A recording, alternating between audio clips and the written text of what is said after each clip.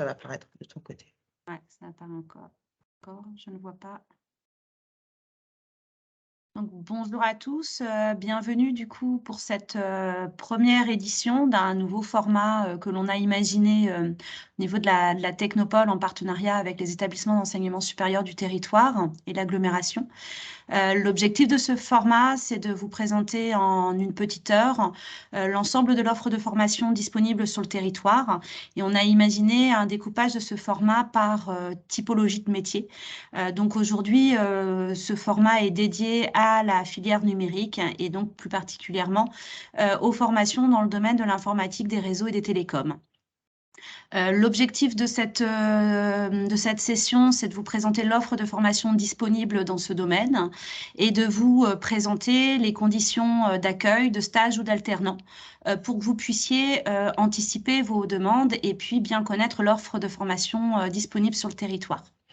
Donc, je remercie particulièrement les établissements d'enseignement supérieur, donc l'ENSAT, l'IUT et le lycée Félix Le Dantec qui participent à cette première édition.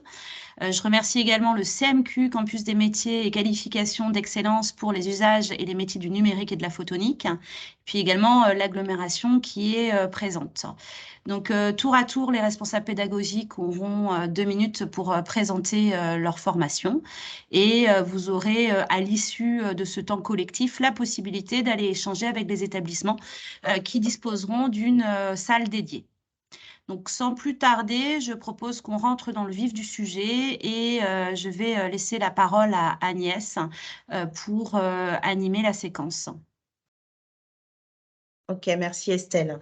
Eh bien, moi, sans plus tarder, donc je vais commencer. Donc, on va commencer par le lycée Le Dantec avec une petite présentation de l'établissement par Jean-Yves Baers, qui est chef de travaux au lycée Le Dantec, qui ensuite passera la parole à ses collègues pour présenter notamment les BTS disponibles du coup au lycée Le Dantec.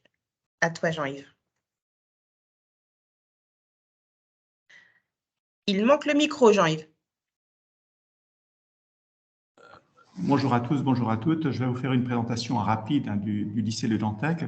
Je pense que beaucoup d'auditeurs connaissent. Alors, le lycée Le Dantec, c'est le lycée public de Lannion.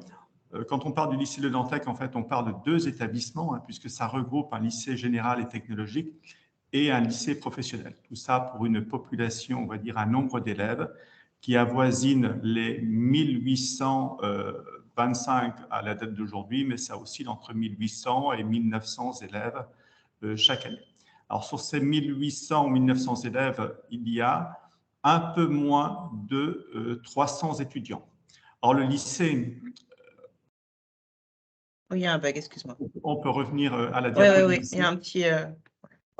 D'accord, bon, rapidement, le lycée, c'est bien sûr des formations qui vont du formation du secondaire, bac-3 à bac +3. Donc, au niveau du lycée, rapidement, c'est 10 spécialités d'enseignement dans la voie générale, 2 baccalauréats technologiques et 5 formations d'enseignement supérieur. Alors, 5 formations d'enseignement supérieur, donc 5 BTS. BTS, ce sont des formations bac +2. Dans le domaine de l'électrotechnique, c'est le premier BTS qui a été ouvert au lycée il y a maintenant de nombreuses années. Un BTS système photonique qui est bien connu, qui est connu sur le territoire. Un BTS système numérique, BTS qui propose 2 options. Donc, au lycée, on propose l'option informatique et réseau. La deuxième option qui est électronique et communication est proposée au lycée Chaptal de Saint-Brieuc.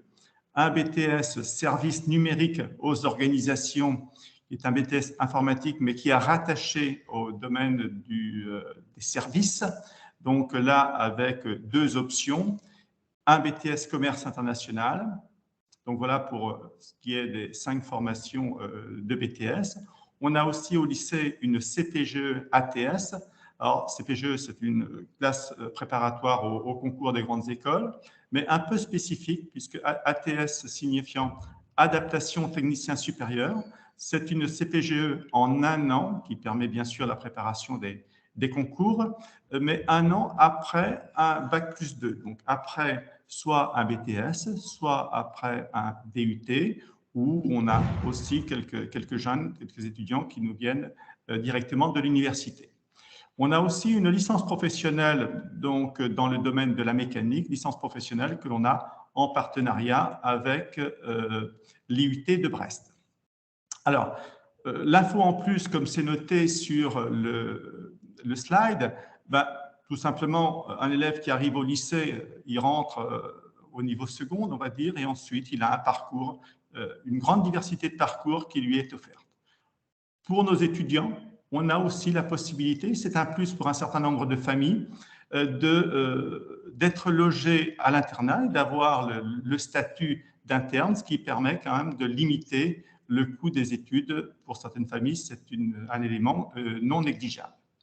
Donc, le lycée, c'est une structure conséquente, puisqu'on a au total 157 étudiants, et 157 enseignants, et sur ces 157 enseignants, 65 interviennent dans le supérieur. Ça donne un petit peu l'éventail de ce que représente le lycée.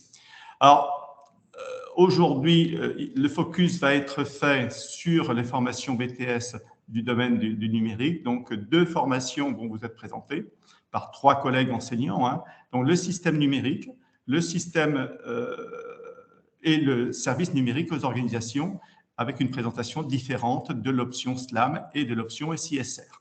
Donc, je vais laisser dans un premier temps Emmanuel Poirier présenter le BTS système numérique, l'option informatique et réseau. Donc, Emmanuel est enseignant dans cette formation.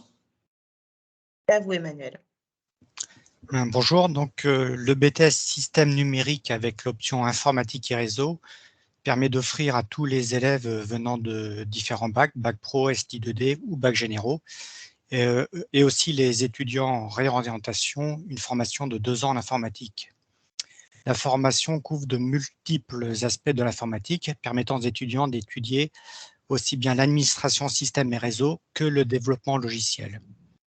Donc, les principaux axes de formation sont par exemple l'administration réseau pour les intranets d'entreprise, VLAN, routage, pare-feu, etc. L'administration sous Linux, pour faire des scripts, installer des serveurs DNS, DHCP, des serveurs web, etc. On aborde aussi le développement web. Le développement logiciel, lui, se fait en C++, complété du framework Qt pour faire des IHM graphiques. On aborde aussi les bases de données avec MariaDB, SQLite, langage SQL, etc. Alors d'un autre côté, donc ça c'est plutôt une informatique un peu générale, on est complété par des notions industrielles. Donc on va aborder des notions de système embarqué avec des cartes ESP32 ou BeagleBone, donc connectées à des capteurs et des actionneurs, qui peuvent aussi communiquer avec LoRaWAN par exemple, pour faire un peu comme de l'IoT. On étudie aussi les réseaux industriels tels que Modbus TCP. Alors, au niveau de l'organisation, en plus des cours et des TP, donc en 2e année, au second semestre de la 2e année, les étudiants travaillent sur un projet assez important qui va couvrir toute la 2e partie de l'année. Donc, par exemple, l'année dernière, on a eu des projets qui concernaient le pilotage d'un robot FANUC, donc via Modbus TCP, et d'un convoyeur, donc à partir d'une application réalisée en C++ et Qt. Donc, un autre exemple de projet, c'était un projet qui surveillait la qualité de l'eau de viviers de pêcheurs. Donc là, il y avait un système de capteurs lié à des ESP32 et pour envoyer les données par LoRaWAN. Ces données étaient ensuite exploitées sur un site web et une application de téléphonie mobile. En fin de première année, donc là c'était en 2e année le projet, en fin de première année, les étudiants doivent effectuer un stage de 6 à 7 semaines. Donc ils peuvent soit participer aux actions quotidiennes du service informatique de l'entreprise, soit développer un petit projet. Alors sur ce stage, il n'y a aucune contrainte sur le type d'entreprise et sur le travail à réaliser. Donc l'épreuve correspondante pour le BTS, c'est plus une épreuve de communication sur l'explication de ce qu'est l'entreprise et ce qu'ils avaient à faire, plutôt qu'un contrôle sur le technique. Donc, outre les sujets de stage assez classiques comme le web ou l'administration réseau, un étudiant peut aborder bien d'autres domaines comme, donc je prends des exemples qui ont déjà eu lieu, faire des macros Excel, configurer un ERP, etc. Donc, à partir du moment où c'est un lien avec l'informatique, le stage est validé. Voilà, je vous remercie pour votre écoute. Merci. N'hésitez pas à poser vos questions aussi directement dans le chat si vous le souhaitez. Et du coup, peut-être que Emmanuel ou Jean-Yves pourront y répondre directement dans le chat. Je préfère qu'on continue sur la partie collective pour que vous puissiez avoir l'ensemble de l'information. Donc maintenant, je crois, Jean-Yves, qu'on donne la parole à Christophe Lebris, c'est ça, pour la présentation des 2 BTS SEO. Voilà, on va donner la parole à Christophe Lebris pour la présentation du BTS SEO, l'option SISR. Et ensuite, ce sera Thierry Legal qui nous présentera la partie SLAM. Voilà, à vous, donc Christophe. j'y vais. Le BTS SEO, donc SEO veut dire service informatique aux organisations. Donc il est là, c'est parce qu'on apporte des services dans le domaine informatique aux entreprises. Donc là, je vais vous parler de l'option SISR, solution d'infrastructure, système et réseau. Donc on travaille sur les systèmes d'exploitation et le réseau informatique. Donc le SEO SISR donc, porte sur la mise en œuvre, la sécurisation, la maintenance de l'infrastructure réseau, donc toute la mise en place des services. Alors, comme a cité M. Poirier tout à l'heure, les services, c'est services DNS, DHCP, services de téléphonie IP, services de mail, etc., dont les utilisateurs peuvent avoir besoin dans l'entreprise. Donc, pour la mise en place de ces services, on va travailler avec de la virtualisation, on va travailler sur les systèmes Windows et Linux, et aussi sur les systèmes des équipements type Cisco. On met en place à partir de la 2e année de la haute disponibilité dans ces systèmes, dans ces services. On apporte également de la cybersécurité. Nos étudiants ont 4 heures de cybersécurité par semaine. On travaille sur la supervision des réseaux et aussi également sur la gestion du parc informatique. Donc l'organisation horaire, ça donne sur une semaine 18 heures d'informatique pour nos étudiants. Sur une semaine de 32 heures, donc avec 14 heures en plus d'enseignement général. L'enseignement, comme dans tout BTS, se fait majoritairement en groupe de 16 étudiants. En plus de cela, nos étudiants ont des projets encadrés, donc 4 heures par semaine, donc ils vont travailler sur des projets. Alors en 6 heures, l'objectif, c'est de monter l'infrastructure réseau d'une entreprise et travaillent également sur de la certification. Donc, ils passent des certifications type ANSI, Cisco, Pix. Les métiers visés par nos étudiants à la sortie du BTS, c'est évidemment l'administrateur système et réseau. Certains se spécialisent en cybersécurité. Alors, ça va dépendre un petit peu du choix de la poursuite d'études. S'ils choisissent une licence professionnelle, par exemple, comme le CNAM Sécurité Défense à Ploufragan, donc ils iront plutôt vers la cybersécurité. Ou une licence professionnelle comme AGS Série à l'IUT de Lannion, ils iront plutôt vers l'administration générale des systèmes et réseaux. Alors, au cours de notre formation, les étudiants suivent 2 stages en entreprise. Un stage en fin de première année, stage de fin d'année en mai-juin, 5 semaines, et un stage de 7 à 8 semaines en 2e année en janvier-février. Et ce qu'on propose aussi à nos étudiants, c'est de suivre la 2e année en alternance. Donc, c'est un rythme d'alternance de 20 semaines au lycée et de 30 semaines en entreprise. On a actuellement, chaque année, 4-5 alternants dans une promo. Voilà. Merci. Justement, il y avait une question, on voulait savoir quel BTS du lycée était en alternance. Je ne sais pas si dans le chat. Oui, alors je n'ai pas vu la question parce que je n'ai pas le chat d'affiché. D'accord. Mais je vais y répondre, mais sinon je peux répondre tout simplement à l'oral rapidement. Ouais. Donc, on a actuellement le BTS, bien sûr, comme vient de le dire Christophe, le BTS SEO qui permet l'alternance sur la 2e année. Ça veut dire que nos étudiants sont étudiants sous statut scolaire, donc en première année, Et ensuite, on leur propose, s'ils le souhaitent, donc de basculer alternant ou de poursuivre leur formation sous statut scolaire. Et ce que disait effectivement Christophe, c'est intéressant parce que parfois, ça se fait à l'occasion du stage. Ils vont en stage dans une entreprise et puis cette entreprise, en dialoguant avec le jeune, peut faire valoir le fait que l'entreprise peut l'accueillir sur la deuxième année en tant qu'alternant. Alors ça offre une souplesse qui est quand même intéressante au niveau du jeune. Il n'y a pas d'obligation, c'est sur une année. Et donc, voilà, aujourd'hui, l'alternance est quand même relativement en vogue, donc ça intéresse pas mal d'entreprises. Ok, justement, il y a encore d'autres questions dans le chat, mais peut-être que, oui, je vois que Christophe y répond pour qu'on puisse sinon, passer… on a le BTS électrotechnique et le BTS système photonique, deux autres BTS sur lesquels on propose l'alternance sur les 2 années ou une année au choix. Okay. Merci Jean-Yves. Merci du coup Christophe. On va passer la parole à… Donc c'est Thierry Le Gall, c'est ça? Pour le BTS SEO Ok. Thierry Le Gall pour le BTS SEO. Vous m'entendez? On vous entend, on ne vous voit Bien, pas. alors donc… D'accord, vaut mieux pas. Alors donc le BTS SEO option SLAM signifie solution logicielle et application métier.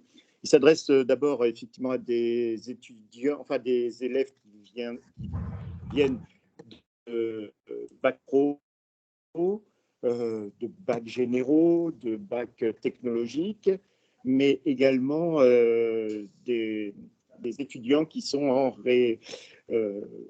en fait, qui viennent du supérieur et qui veulent tenter une autre expérience. Donc, en fait, dans ce BTS, la première chose qui est importante, c'est de dire que notre cœur de métier, c'est la donnée. Et donc, à partir de ces données, eh bien, nous allons essayer de construire des informations. Et pour ça, en fait, on s'appuie sur des techniques informatiques et des technologies informatiques, donc que ce soit la modélisation dans un premier temps. Ensuite, eh bien, une fois qu'on a fait ça, on va passer à la gestion des bases de données, donc tout ce qui, principalement, on utilise des PostgreSQL, MySQL, enfin, etc. Il y a toutes les technologies possibles. Ensuite, eh bien, on va coupler ça aux applications et là, on s'appuie sur l'APO, la programmation orientée objet, tout en utilisant en fait des patrons de conception, que ce soit les modèles MVC, modèle vue contrôleur ou MVVM, modèle vue modèle.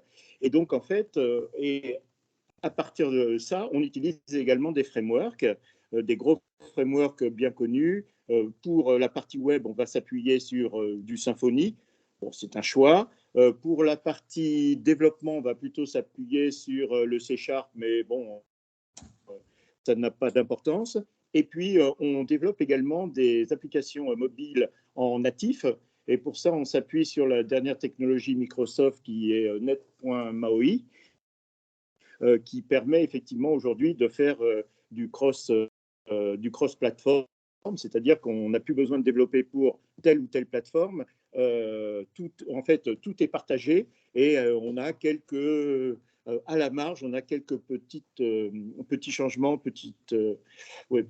à effectuer. Tout ça, bien sûr, en respectant toujours les normes, notamment ITIL, mais également, donc, on s'appuie sur tout ce qui est cybersécurité applicative. Donc ça, c'est effectivement, ça représente 4 heures, comme Christophe l'a dit. Et on n'oublie pas également toute la partie test et intégration continue. Donc, en fait, cette formation est très riche. Elle s'appuie notamment sur des projets. C'est-à-dire qu'on a effectivement maintenant, toutes les semaines, 4 heures, on appelle ça AP, atelier de professionnalisation. Et donc, en fait, pendant ces 4 heures, ils mettent en application à travers justement des projets tout ce qui a été vu, inculqué durant la formation.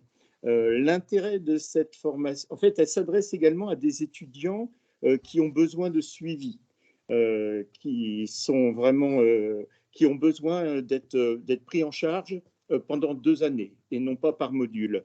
Et donc, ça leur permet par la suite de poursuivre des études, parfois longues.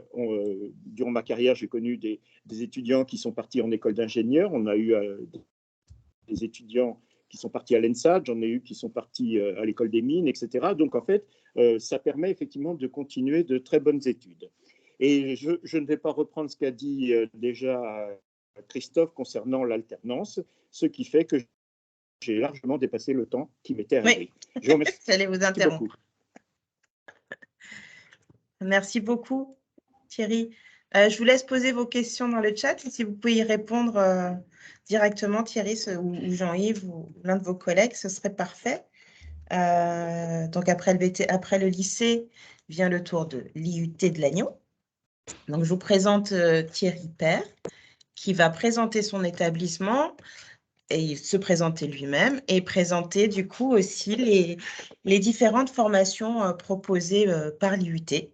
Donc, du BUT à la licence pro. À toi, Thierry. Bon, merci. Donc, pour commencer, effectivement, je vais présenter l'établissement en général et puis quelques-unes de nos formations pour faire le focus sur la thématique d'aujourd'hui. À la fois, donc, je suis enseignant-chercheur en réseau et docteur en informatique. Et je m'occupe surtout aussi des relations entreprises pour l'ensemble de l'établissement. Donc, c'est ce qui m'amène à participer aujourd'hui à l'événement et aussi à être en capacité de vous présenter donc l'intégralité des formations qu'on va aborder sur la thématique de ce jour. Donc, l'IUT de Lannion, effectivement, c'est un établissement public, universitaire, qui est rattaché à l'université de Rennes. Alors, habituez-vous, on dit beaucoup Rennes 1. Rennes 1 et Rennes 2 sont en train de fusionner. Donc, maintenant, vous entendrez toujours l'université de Rennes tout court. Et donc, établissement public donc, sur Lannion, on a 850 étudiants. Pour uniquement la partie enseignement, on a 90 personnes, à la fois des enseignants du secondaire, des enseignants agrégés, des enseignants-chercheurs et des professeurs d'université. Et puis, la particularité, pour l'instant, de l'IUT, c'est qu'on a un grand nombre de diplômes qui sont hébergés chez nous. Aujourd'hui, on en capitalise 12, alors sur différentes thématiques, même plus larges que celles qu'on couvre aujourd'hui. Mais 12 formations. Je vais me permettre de commencer par l'info en plus. Parce que la grande particularité de notre établissement depuis 2 ans et pour l'année suivante encore, pour l'année prochaine, c'est qu'actuellement les IUT opèrent une grande migration de leur offre de formation dans le sens où au niveau national, notre diplôme Bac+2 de DUT, le diplôme universitaire de technologie, devient le bachelor universitaire de technologie qui étend l'offre de formation à une 3e année. Donc, mon rôle aussi, aujourd'hui, auprès de nos participants, c'est de faire passer le message que vous avez déjà entendu parler du DUT, des licences professionnelles. Les licences professionnelles sont en train majoritairement de disparaître parce qu'elles sont intégrées comme 3e année du bachelor universitaire de technologie. Donc, je reprends quand même sur le fil de nos différentes formations hébergées, à savoir que donc, notre finalité sera de proposer des étudiants en finalité Bac+3, sachant que l'intérêt du passage au but, c'est que cela nous permet maintenant de proposer toutes nos formations technologiques, scientifiques, en alternance sur 2 ans. L'étudiant fait sa première année chez nous, quelle que soit la formation, fait sa première année pleinement chez nous, et puis la 2e et 3e année, il peut le faire en entreprise. Et là aussi, comme certaines formations au lycée, possibilité d'avoir une alternance que sur une seule année, donc pour le Bac+3. Donc, nous hébergeons dans notre établissement 5 pôles d'enseignement, bien sûr l'informatique au sens du développement, information, communication, tout ce qui est journalisme et communication des entreprises, des organisations, mesures physiques. Je reviendrai un peu légèrement dans le détail. Et puis, notre département le plus récent, qui a maintenant plus de 2 ans, MMI, métier du multimédia, et puis, naturellement, aujourd'hui aussi, pour les réseaux et télécommunications. Alors, sachez que les bachelors sont construits de sorte que 85% du volume de formation, c'est du tronc commun, et les étudiants se spécialisent, disons, ils ont un sujet d'étude plus précis sur 15% de leur volume horaire. Donc, chaque établissement choisit 2 thématiques à développer dans son département. Donc, pour revenir sur le BUT informatique, on a une spécialisation sur le développement de logiciels, d'applications, développement web et la gestion de données, et donc de big data. Sur le réseau et télécommunications, un tronc commun naturellement d'administration réseau, de transmission, mobile, sans fil, fibre, mais également une spécialisation en cybersécurité et en virtualisation et développement pour le cloud. Pour ce qui est du MMI, donc c'est un département qui vise la conception d'environnement web, mais aussi l'alimentation et l'intégration de contenus multimédia, donc avec de la création multimédia, donc la spécialisation en développement web ou en stratégie de communication numérique. Alors, je vais passer plus rapidement sur les autres départements qui sont moins focus aujourd'hui. Le BUT Information Communication, donc orienté soit en journalisme, soit en communication entreprise, et le BUT Mesures physiques, tout ce qui est technique instrumentale ou contrôle physico-chimique dans l'industrie, qu'on abordera sûrement dans une autre journée qui fera le focus sur ces thématiques-là précises. Alors, le choix que j'ai fait aujourd'hui, c'est d'aborder uniquement avec vous je vais aborder 2 BUT, mais je vais faire le focus sur 2 licences pro par la suite. Alors, pour commencer, le BUT informatique. Donc, un diplôme sur 3 ans, dont les 2 dernières peuvent être faites en alternance. Naturellement, un tronc commun qui s'articule autour de la conception et du développement d'applications et de structures de données et de systèmes d'interaction, donc tout ce qui est interface homme-machine. Pour ça, on déploie chez nos étudiants des compétences en différents types de langages, orientés objet, procédural, web ou base de données. Mais sachez que dans ce BUT en particulier, il y a une partie des enseignements qui est aussi dédiée à l'entrepreneuriat, au droit numérique et à la gestion des projets informatiques. Alors, en 2e année, l'étudiant choisit un parcours. Soit il s'oriente vers une spécialité qui est plus orientée gestion de bases de données un peu plus complexes et puis tout ce qui est algorithmique d'intelligence artificielle.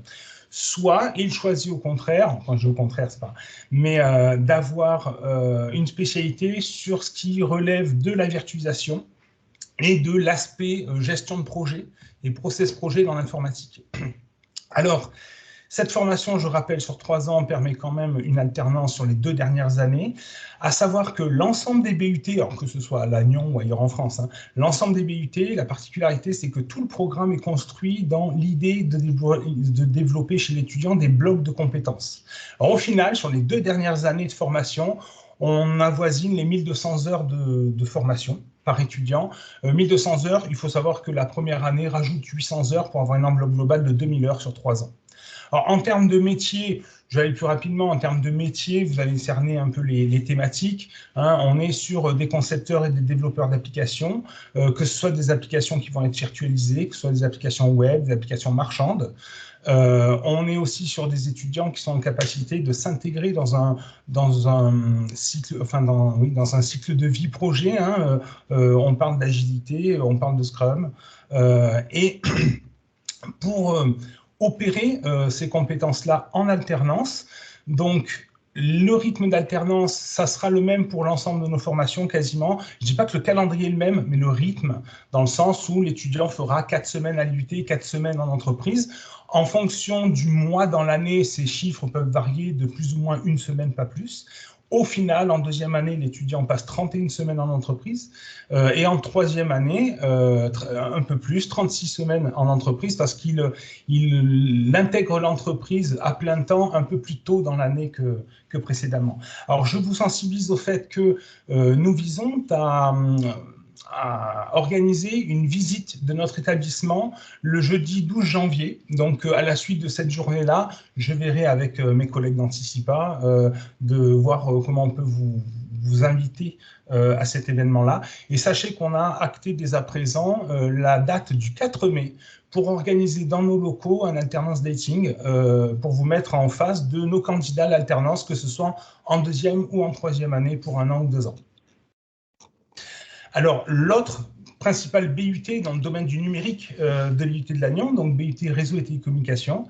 Alors, je vais, puisque c'est enregistré et que les gens pourront faire les focus sur telle ou telle formation, il y a des choses que je vais devoir répéter, mais c'est similaire, c'est un diplôme sur 3 ans, l'alternance se fait sur les 2 dernières années, en 2e et 3e année.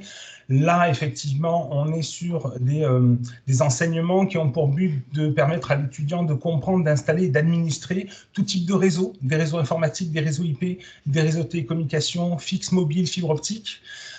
À savoir aussi qu'on complète cela par des enseignements logiciels et de programmation également.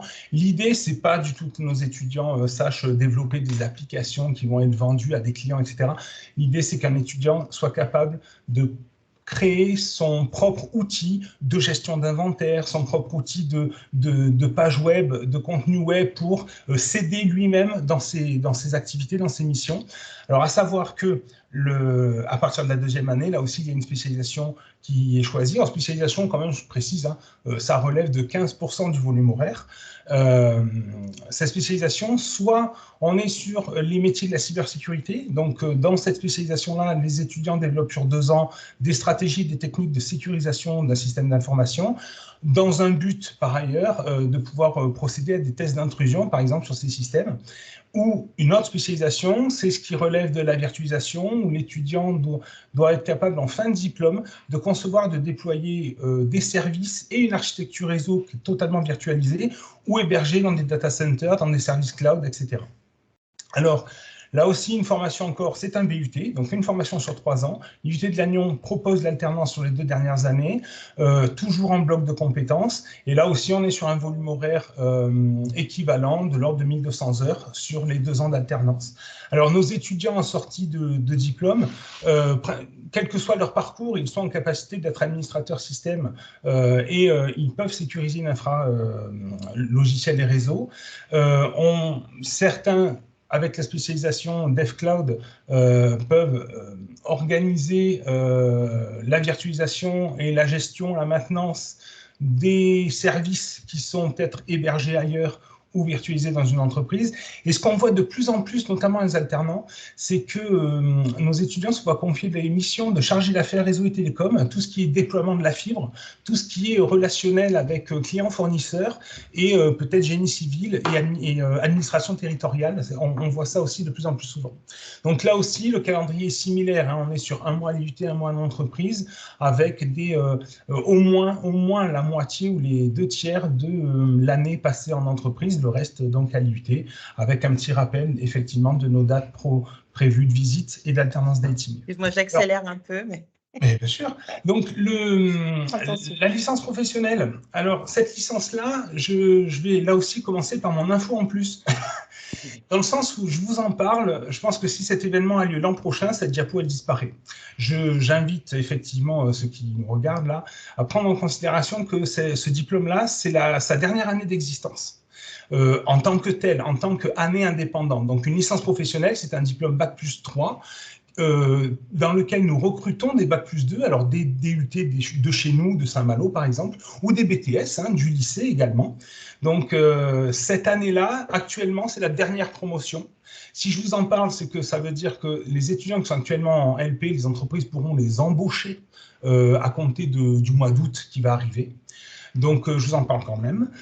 Sachez juste que cette année-là va être intégrée comme la 3e année du BUT Réseau et Télécommunications dans les années à venir. Voilà. Alors, cette formation-là, je vais aller plus brièvement sur cette formation, sur l'autre également, je vous rassure. On a 2 parcours. L'objectif, je reprends, l'objectif, c'est de créer des administrateurs système et réseau, mais avec une coloration particulière.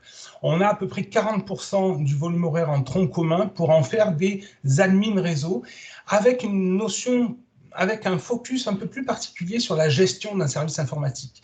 C'est-à-dire que si vous regardez poursuite, débouchés et métiers, là, on a nos étudiants doivent être en capacité d'assurer la gestion financière et technique d'un service informatique et avoir une vision, une projection de l'avenir de l'informatique d'une entreprise, dimension qui n'est pas forcément présente dans le BUT.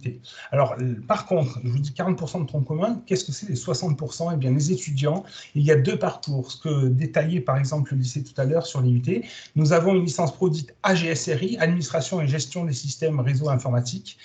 C'est des purs techniciens de DSI. Ils administrent un service informatique avec tout ce que cela peut contenir. Par contre, l'autre spécialisation, intégration et système voies et données, ce sont des administrateurs réseau qui sont moins forts en système, moins forts en base de données, mais ils savent parfaitement gérer un système de téléphonie d'entreprise, que ce soit donc de communication unifiée ou de communication convergente, donc tout ce qui est de l'ordre de la communication sur de l'IP ou même sur de l'analogique et du numérique, ils savent en prendre l'administration. Alors, la licence professionnelle, c'est 590-600 heures de formation, avec une particularité, c'est que la formation s'effectue de mi-septembre à mi-avril, et à partir de mi-avril, ils sont pleinement en entreprise. Donc, de mi-avril à fin août, ils sont pleinement en entreprise, ce qui fait un cumul de 34 semaines en entreprise sur une licence professionnelle. Ils sont très présents en entreprise et cette formation est exclusivement en alternance. On peut passer à la dernière licence pro. Donc, cette licence pro, vous voyez que le logo a changé, elle est hébergée dans le département informatique. Donc, c'est une licence pro orientée vraiment dans le développement d'applications web et mobiles. Alors là aussi, c'est la dernière promotion cette année dont les diplômés, vous pourrez les embaucher à la fin de l'année universitaire, août 2023. Mais cette formation-là deviendra la 3e année de la spécialité que je vous ai montré tout à l'heure de développement et de gestion de données. Donc, cette licence pro deviendra le but 3 informatique. Cette année-là, elle a pour but d'apporter une spécialisation des étudiants, alors là aussi qui nous viennent de notre DUT ou de différents BTS, une spécialisation dans le développement d'applications et particulièrement dans le développement web. Donc, mettre l'accent sur ça, développement d'applications mobiles, développement d'applications web, avec une composante qui n'est pas forcément présente en but, c'est-à-dire mettre un focus bien plus large sur les techniques de gestion de projet, l'encadrement de projet et les droits associés, enfin le droit numérique associé au e-commerce et donc à tout ce qui est l'aspect mercantile des applications web et mobiles. Donc là aussi, une formation uniquement en alternance, avec un calendrier similaire à la formation précédente, 4 semaines à l'IUT, 4 semaines en entreprise, mais de mi-septembre à fin mars. Et donc, ça veut dire qu'à partir du début avril jusqu'au mois d'août, l'étudiant de licence Dev Application Web et Mobile est intégralement en entreprise. Donc là aussi, à savoir que c'est bien donc la dernière instance de cette formation-là. Tu pourrais revenir, s'il te plaît, sur juste la diapo d'avant, parce que, en toute transparence, vous voyez, le parcours ISVD, je vous ai dit que cette licence pro allait être intégrée en 3e année de BUT, réseau et télécom. Ben, je précise que pour ISVD, non. Donc, regardez la petite info en plus. Faute de candidats étudiants, pas d'offres d'entreprise, mais les étudiants sont de moins en moins intéressés par les métiers de la téléphonie d'entreprise. Alors, à tort ou à raison, chacun dira. Mais on a moins de candidats, ce qui nous oblige quelque part à abandonner cette formation au profit en fait de la cybersécurité. Si jamais vous faites partie des consommateurs de ce genre de métier, moi j'enseignais beaucoup dans cette formation, je vous invite à vous tourner vers l'IUT de Poitiers qui lui a la capacité de garder cette formation vivante comme une spécialité de son BUT réseau et télécom. Voilà. Merci Thierry. Merci beaucoup. Merci beaucoup. Tu as gardé ton souffle, c'est parfait. Tu trouveras dans le chat quelques questions ou remarques. Je te laisse aller y répondre. Tout de suite. Et du coup, maintenant, on va... Alors, une petite pause campus des métiers et des qualifications. Je pensais qu'il était plutôt après le lycée, mais excuse-moi, il est arrivé là. Donc, je donne la parole à David Leroy, qui va nous parler donc, du campus des métiers et de l'aide qu'il peut vous apporter. Je te laisse ouvrir ton son. Si, c'est bon. Vous m'entendez normalement. Ouais. Très bien. Bonjour à toutes et tous. Merci Agnès. Donc, je suis David Leroy, oui, le directeur du campus des métiers et des qualifications d'excellence numérique, photonique et cybersécurité pour la Bretagne. Alors tout d'abord, juste quelques mots sur le label CMQ en France. Donc déjà, les campus des métiers et des qualifications sont issus du projet de loi d'orientation et de programmation pour la refondation de l'école de la République en 2013. Et les premiers campus ont vu le jour en 2015. Aujourd'hui, on compte 110 campus en France. Et certains, on va dire la moitié, ont obtenu un label comme le nôtre, c'est-à-dire le campus d'excellence. Alors les campus, ils sont sous la tutelle des régions de France et des ministères Éducation nationale, Enseignement supérieur et ministère de l'économie. Et chaque campus a une coloration qui est liée à une filière professionnelle. Alors, ils ont du coup pour objet de favoriser l'insertion professionnelle dans la filière qui les concerne. Donc, pour nous, en ce qui nous concerne, c'est le numérique, la photonique et la cybersécurité, donc ce qui comprend ce qu'on a entendu parler jusqu'à présent, les réseaux, mais les objets connectés, la sécurité numérique, l'intelligence artificielle, la photonique, et d'autres. Donc, ils ont pour vocation à promouvoir les métiers qui recrutent sur un territoire donné. Donc, pour nous, c'est la région Bretagne, et à mettre en œuvre les formations qui sont attendues par les entreprises qui recherchent des compétences sur le marché du travail. Donc, on va faire en sorte de rapprocher les mondes de l'éducation, de l'économie et de la recherche pour répondre aux besoins des formations et de main-d'œuvre. Et donc, pour cela, on va mettre en œuvre un réseau d'acteurs, des acteurs de la formation, donc formation qui allant du bac-3 au bac+8, mais que ce soit établissement public, privé, formation initiale, formation continue, apprentissage. On va mettre des laboratoires de recherche, des entreprises, grands groupes, TPE, PME, et des organismes d'aide au développement économique. Et tous ces acteurs vont travailler ensemble pour définir la carte des formations de demain dans la galaxie du numérique et de la photonique. Alors, comme vous pouvez le voir sur la diapo, sur la partie en bas à gauche, les orientations de travail. Donc, le campus travaille suivant 5 axes. Donc, le premier, c'est dynamiser la relation éducation-économie. Donc, c'est faire du lien avec les partenaires économiques et identifier des besoins. Offrir une meilleure visibilité des parcours, c'est en fonction de ces besoins, c'est de créer des nouvelles formations dans le numérique, la photonique, cybersécurité, et colorer certaines formations existantes. Et tout cela, donc, formation initiale et continue. Troisième axe, c'est renforcer l'attractivité des filières. Donc, on a lancé des actions, je peux en citer quelques-unes. C'est le Challenge Ada Lovelace, par exemple, qui est un concours de programmation régional réservé aux élèves de lycée, aux lycéennes. Et donc, elle travaille pendant un hackathon de 48 heures pour développer une micro-application sur un thème donné. On lance également une plateforme 360 pour valoriser les métiers, que ce soit en numérique, en photonique ou en cybersécurité, et identifier les parcours pour accéder à ces métiers. On développe actuellement des serious games qu'on oriente plutôt auprès des collégiens, et puis on fait également des vidéos de promotion.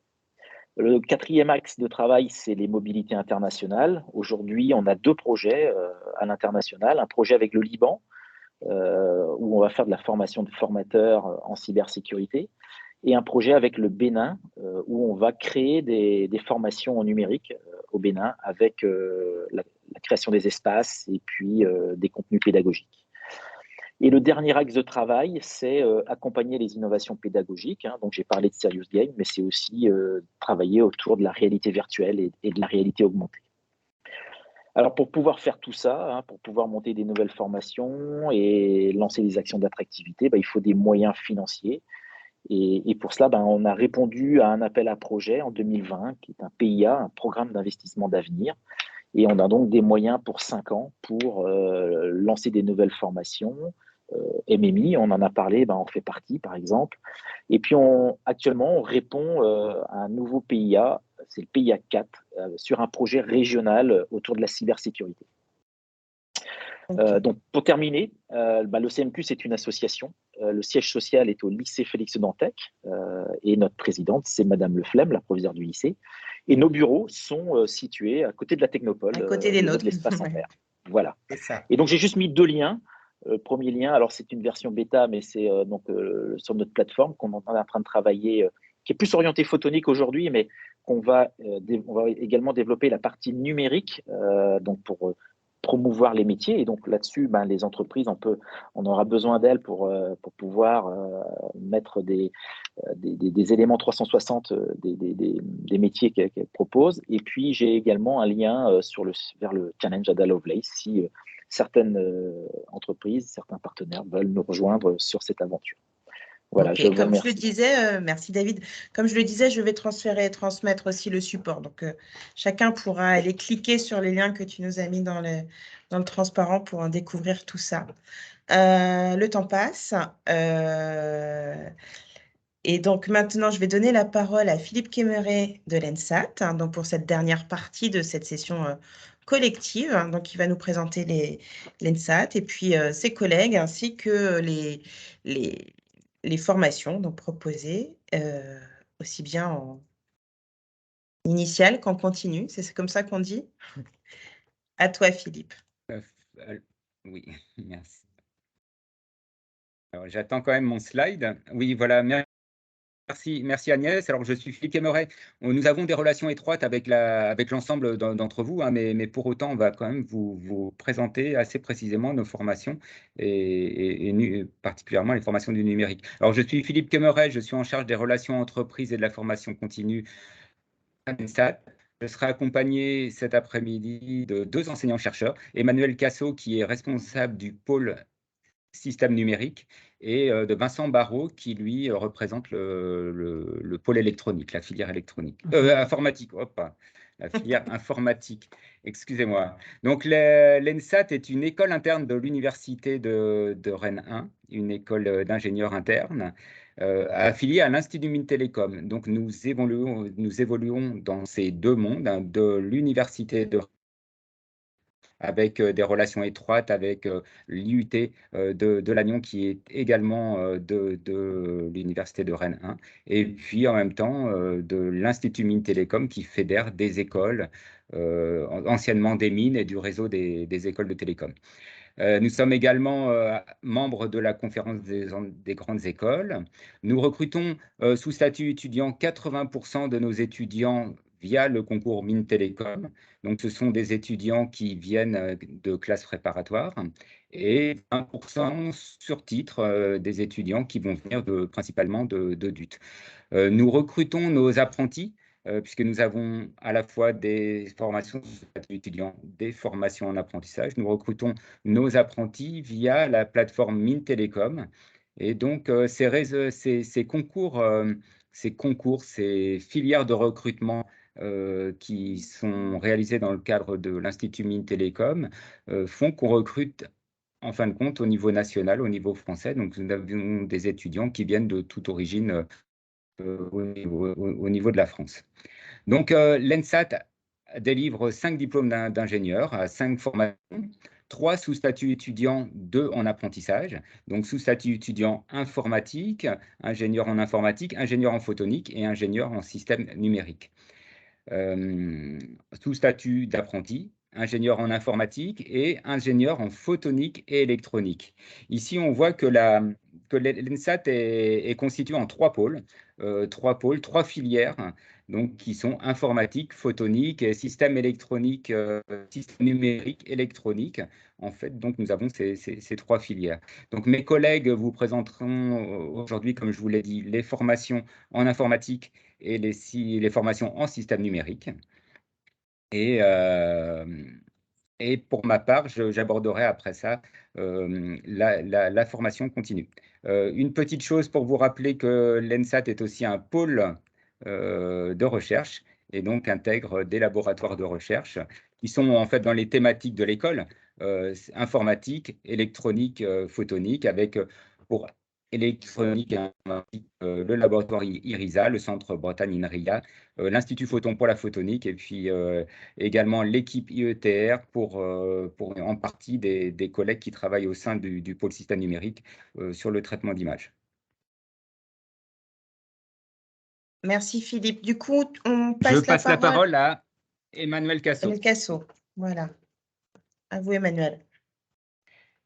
Bonjour, Emmanuel Cassot, donc responsable du pôle système numérique, et derrière ce nom-là, il faut voir électronique et moins informatique. Donc, c'est une formation d'ingénieur sous statut étudiant. L'objectif de la formation, c'est de former des ingénieurs capables de concevoir des systèmes à base d'informatique embarquée et d'électronique embarquée. Donc, typiquement pour des applications novatrices avec des fortes contraintes en consommation d'énergie et fortes contraintes également en temps de calcul. Alors, pour cela, les ingénieurs ont besoin d'avoir des compétences en électronique analogique, même si ce n'est pas le cœur de métier, en électronique numérique et embarquée, en informatique, en traitement du signal, en télécom et en intelligence artificielle. Alors, pour donner quelques mots-clés de domaine ou d'application, ça peut être les systèmes embarqués, les objets communicants, les drones, l'intelligence artificielle, etc. Bon, la formation est assez classique, c'est une montée de compétences au fur et à mesure du temps sur les 3 années. Pour donner un ordre d'idée, la formation fait 1800 heures. Sur 1800 heures, il y a 1200 heures d'enseignement technologique, avec grossièrement un tiers d'informatique, un gros tiers d'électronique et d'électronique embarquée, et un petit tiers en traitement du signal. 75% de nos diplômés sont ingénieurs développement ou ingénieurs R&D, avec typiquement des métiers comme architecte de système, développeur logiciel ou ingénieur vérification ou test. Alors, les stages, là, c'est commun sur les filières qui vont suivre, enfin, la seconde filière qui va être présentée tout à l'heure sous statut étudiant. Les stages, il y a 7 semaines à faire entre la première année et la deuxième année. Donc, c'est typiquement un gros stage d'été. Et puis, le stage de fin d'études en troisième année, c'est un stage de 21 semaines au deuxième semestre. Alors, pour terminer, à nouveau, ce n'est pas propre à la spécialité système numérique, donc ça sera réutilisé tout à l'heure. Les étudiants en troisième année peuvent être sous statut de contrat de professionnalisation, c'est-à-dire que pendant le premier semestre, ils sont 3 jours par semaine à l'ENSAT et 2 jours par semaine en entreprise. Et le deuxième semestre, ils sont à plein temps en entreprise. J'en ai pas parlé tout à l'heure, mais les étudiants peuvent poursuivre en thèse et donc pendant leur troisième année peuvent faire en parallèle valider un double diplôme de master recherche. Et puis pour les étudiants qui souhaitent colorer leur formation sur des thématiques qu'on ne fait pas spécialement en troisième année, vous avez ici un ensemble de domaines dans lesquels les étudiants ont des établissements partenaires, soit au niveau national, soit à l'étranger, pour acquérir les compétences, les mots-clés dans la formation. Voilà, je passe la parole à Vincent Barraud qui va vous présenter la spécialité informatique. Merci Emmanuel, et n'hésitez pas à poser vos questions dans le chat. Bonjour Vincent. Bonjour, donc Vincent Barraud, je suis enseignant-chercheur dans la spécialité informatique et j'enseigne donc dans cette formation sous statut étudiant informatique, une formation à Bac+5, qui a pour objectif, donc, comme axe de formation en général, donc l'algorithmique, la programmation, et donc tout ce qui est conception avant la programmation, c'est-à-dire la modélisation, la compréhension des systèmes, l'organisation des systèmes, dans des domaines d'application qui peuvent aller, en tout cas qui utilisent les réseaux et la communication. Donc les débouchés, les métiers dans le cadre de cette formation peut aboutir, c'est principalement des ingénieurs en développement logiciel. On voit de plus en plus aussi des anciens étudiants qui sont dans les postes de DevOps. Ça peut être aussi de l'architecture des systèmes informatiques, les métiers de l'informatique, des réseaux en général, et particulièrement donc, sur l'informatique de l'Internet. On a aussi bien sûr des poursuites d'études après cette formation, en doctorat notamment. Voilà. Donc en ce qui concerne le contenu de la formation, c'est les matières fondamentales de l'informatique, l'algorithmique, et beaucoup d'apprentissage de savoir-faire, donc à travers des pédagogies par projet, notamment, beaucoup de projets. On voit surtout ces projets en deuxième année, qui est une deuxième année donc axée sur l'acquisition de ces savoir-faire techniques. Les fondamentaux étant enseignés en première année, et la troisième année, la dernière année, une année d'ouverture.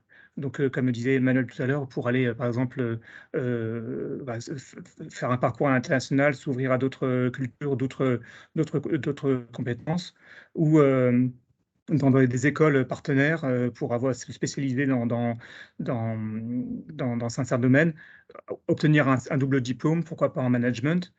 Voilà. Ou bien les étudiants en troisième année peuvent décider de rester à l'ENSAT et à s'engager dans un des deux parcours que l'on propose en intelligence artificielle ou en cybersécurité. En ce qui concerne le calendrier, donc on vous l'a donné tout à l'heure, voilà, à retenir que voilà, en fin de première année, les étudiants sont totalement mobilisables puisqu'ils ont déjà des compétences, notamment en programmation web, assez solides et en conception également. Je vais passer peut-être à la formation par apprentissage. Donc la deuxième formation en informatique Ah, c'est bon. Voilà. Donc, une formation qui est donc, elle, par apprentissage, donc avec une alternance de 12 semaines en première année, et puis 6 mois en deuxième année, pardon. Voilà. 12 semaines en première et deuxième année, et 6 mois en troisième année. Donc, plus on va dans cette formation et plus les apprentis peuvent assumer des tâches d'ingénieurs, et donc sur des projets de plus ample envergure. En ce qui concerne le contenu de la formation, là encore, c'est une formation d'informatique, mais avec une coloration particulière sur le multimédia, sur le réseau. La création de services sur le web particulièrement. Donc, les poursuites, les métiers qui vont être embrassés par la suite, c'est donc la conception de services multimédia, le développement d'applications informatiques, développement d'applications, excusez-moi, pour les mobiles également, et les ingénieurs de systèmes réseau. Là encore, en troisième année, il y a la possibilité donc d'avoir des parcours à la carte, soit en intelligence artificielle ou en cybersécurité. Au passage, en ce qui concerne la cybersécurité, la labellisation SecNum est en cours, et voilà, on a beaucoup d'enthousiasme dans cette formation. Je vais peut-être m'arrêter là sur la formation, voilà, et répondre à vos questions par la suite. Merci. OK. Je vous laisse donc poser vos éventuelles questions sur le chat, et on accueille pour conclure Philippe. On a parlé je reviens effectivement pour vous parler de formation continue. Alors, voilà, nous serons effectivement heureux Nous serons heureux de répondre à vos questions sur le chat, mais également dans la pièce virtuelle qui sera ouverte, la salle virtuelle. Là, on sera tout à fait heureux d'échanger avec vous de vive voix. Donc, concernant la formation continue, donc, ce sont des formations qui ne viennent pas dans le contexte de nos formations d'ingénieurs. Cependant, elles sont vraiment très, très liées. Je vais vous expliquer le contenu de tout ça. Donc, on a plusieurs formations qui viennent dans ce contexte, et entre autres, cette formation bloc de compétences en cybersécurité.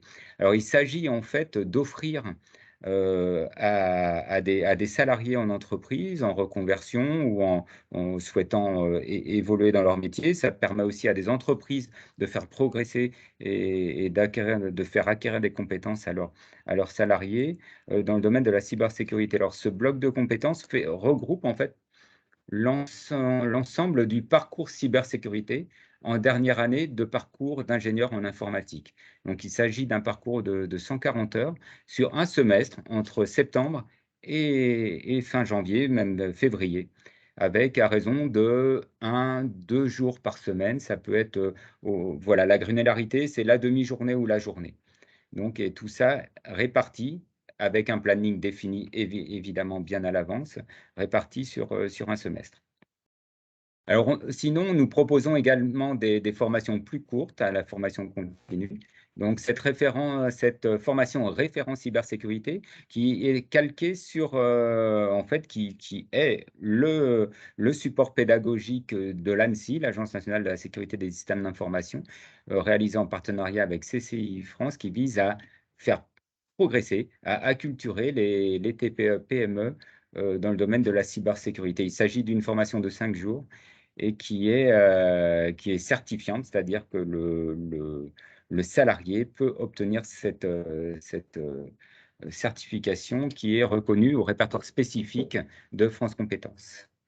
Une formation qu'on démarre, alors quelque chose d'assez émergent pour l'instant, c'est éco-conception d'équipements et services numériques. Alors c'est un parcours en 2 jours répartis à quelques semaines d'intervalle. Il s'agit de répondre à ces questionnements que nous, acteurs du numérique, nous avons actuellement.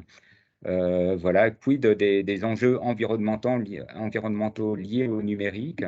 Comment est-ce qu'on répond aux engagements de la stratégie nationale bas carbone? Comment est-ce qu'on répond aux obligations de la réglementation, les lois REEN, les lois AGEC, etc. Donc, ça vise à apporter des éléments aux salariés. Alors, des salariés qui sont du coup en prérequis des personnes travaillant déjà dans le domaine du numérique. Nous avons démarré également dans un autre contexte, le MOOC cybersécurité. Donc, il s'agit d'un MOOC que nous avons réalisé en partenariat avec l'Institut Mines Télécom. Et donc, c'est un MOOC de 5 semaines dans les domaines de la cybersécurité des sites web. En fait, voilà. Donc, ces formations continues sont pour la plupart, alors, accessibles via le CPF. Vous pouvez vous le financer car elles sont certifiantes, donc financées via le CPF. Il s'agit des formations blocs de compétences en cybersécurité et référents cybersécurité en TPE, PME. Donc ça, c'est finançable. Les autres n'ont pas le même type de formation, de certification, pardon, mais sont pour autant, voilà, vous pouvez obtenir des certificats alors, comment est-ce qu'on a, excusez-moi, certificat de réalisation de la formation. Le MOOC cybersécurité est certifiant, vous pouvez obtenir le certificat de réalisation de Coursera, puisque ce MOOC est présent sur la plateforme Coursera. Je serais heureux de répondre à vos questions. Si je veux peut-être vous parler là encore quelques secondes du calendrier de cette formation. Donc, vous l'aurez compris, le bloc de compétences vient sur le premier semestre de chaque année universitaire. Les formations courtes, la référence cybersécurité est donnée 2 à 3 fois par an. Donc, nous avons une première session au début du printemps. Donc, là, nous sommes en train de la planifier, mais ça va être tout début mars. Nous avons une autre session qui va venir au début de l'été. Et puis enfin, une formation qui arrive au début de l'automne. Alors, c'est plutôt fin septembre, début octobre. Aujourd'hui, la prochaine session est planifiée du 5 au 9 décembre. Et donc, comme je vous dis, les dates des prochaines sessions seront présentes sur le site web de l'ENSA dans quelques jours. La formation éco-conception, il s'agit de 2 sessions par an. Le MOOC est accessible en permanence sur la plateforme Coursera. Je vous remercie. Nous sommes à votre disposition pour échanger plus longuement. Merci beaucoup, Philippe. Bien voilà, on n'est pas à 14h36, on est très bien. Merci à tous. Vous rappelez peut-être, Estelle, qu'on a donc un job board sur notre site web Anticipa où vous pouvez... les entreprises peuvent déposer leurs offres de stage, d'alternance, d'apprentissage. Et pareil, les étudiants continuent à les informer du fait qu'ils peuvent aussi déposer leur CV. Et ça peut être une belle source aussi pour eux d'informations sur l'activité et ce que recherchent aussi les entreprises dans le numérique et dans la tech. Avant de te laisser la parole, Estelle, j'aimerais juste vous dire que pour quitter cette session, il faudra bien cliquer sur le bouton cliquer rouge en haut à gauche. Et je voudrais savoir quels sont ceux d'entre vous qui prévoient d'aller du coup échanger avec les 3 établissements. Merci de lever la main. pour qu'on puisse jauger de la participation. Vous pouvez cliquer sur la petite main, c'est ça que vous trouvez dans votre barre en haut, tout en haut de votre écran. Dans réaction. Dans réaction, avez, voilà. Voilà, ça permettrait éventuellement de libérer Ouais. les uns les autres si jamais. Voilà, ou si ça est suffisamment clair et que vous, du coup, vous avez les contacts et vous reprenez contact ultérieurement. Bon, il n'y a pas beaucoup de mains levées. Est-ce que vous êtes tous là? Je vois Yann qui... Voilà. Non, bon. mais je pense que Ouais, c'était quand même assez clair sur les profils Voilà, c'était pour éviter et les formats. Donc, parfait. OK. Donc, c'est bon pour vous, les établissements aussi? Ouais. Estelle, je te laisse conclure si tu le souhaites. Oh, bah, je n'ai pas grande conclusion, hein, si ce n'est de remercier tous ceux qui ont apporté de leur temps et de l'énergie pour préparer ce support et que voilà, l'important c'est de continuer, de garder le lien avec les établissements d'enseignement supérieur dont l'offre évolue et qu'il est important pour nous de favoriser ces liens entre les entreprises et les établissements d'enseignement supérieur pour faire en sorte que la formation soit le plus en adéquation possible avec les besoins des entreprises. Donc, si vous avez aussi des remarques, des attentes particulières en lien avec la formation, n'hésitez pas non plus à nous les remonter, à nous ou au campus des métiers et qualifications, afin de travailler l'évolution de la formation éventuellement. Voilà. Donc, il ne nous reste plus qu'à vous remercier. Merci aux participants et merci aux présentateurs. Et j'arrête l'enregistrement. Vous pouvez rester quand même, mais... Merci à vous. Merci.